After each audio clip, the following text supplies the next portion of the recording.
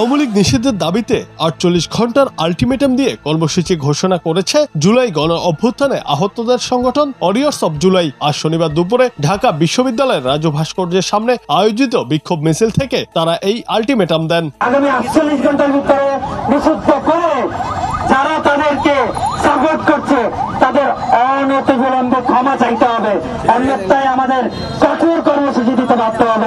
এ সময় কর্মসূচি ঘোষণা করে আহতরা বলেন, ৪৮ ঘন্টার মধ্যে আওয়ামী লীগকে নিষিদ্ধের বিষয়ে প্রধান উপদেষ্টা ডক্টর মোহাম্মদ ইউনূসের কার্যালয় থেকে ঘোষণা অথবা সিদ্ধান্ত আসতে হবে। এই সময়ের মধ্যে কোনো প্রতিশ্রুতি না এলে ৪৮ ঘন্টা পর সারা দেশ থেকে আহত ও শহীদ পরিবারের সদস্যরা কেন্দ্রীয় শহীদ মিনারে লাগাতার অবস্থান কর্মসূচি চালিয়ে যাবে। যতদিন পর্যন্ত আওয়ামী লীগ নিষিদ্ধ করা না হবে, শহীদ মিনারে তাদের সেই অবস্থান কর্মসূচি অব্যাহত থাকবে।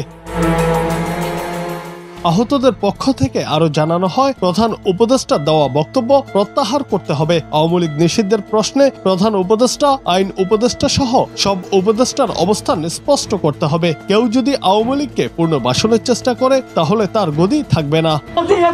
বিচার না করেন এবং সেটা খুব দ্রুত সময়ের মধ্যে না করেন, আপনাদেরও গতি থাকবে না। কোন রাজনৈতিক দল যদি আওয়ামী লীগকে পুনর্বাসনের চেষ্টা করে তাদেরকেও আওয়ামী লীগের মতো পরিণতি ভোগ করতে হবে বলেও জানানো হয় আহতদের পক্ষ থেকে।